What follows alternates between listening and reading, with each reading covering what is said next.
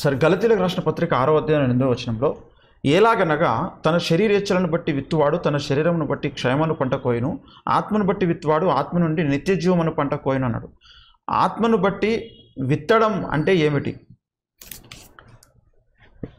ఆ విత్తనమైనా ఈ విత్తనమైనా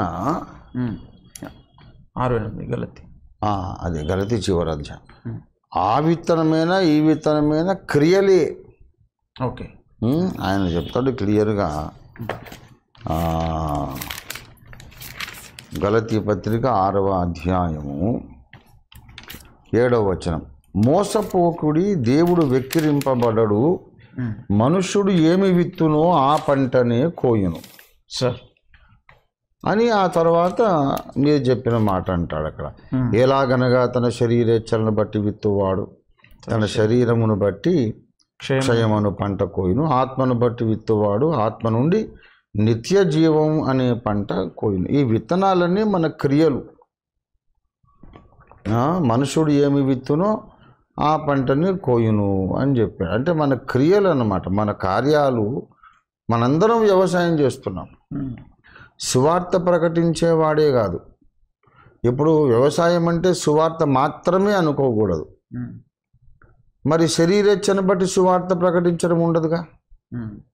ఆత్మను బట్టి సువార్త చెప్పడం, శరీరాన్ని బట్టి చెప్పడం అనేది ఉండదు కదా.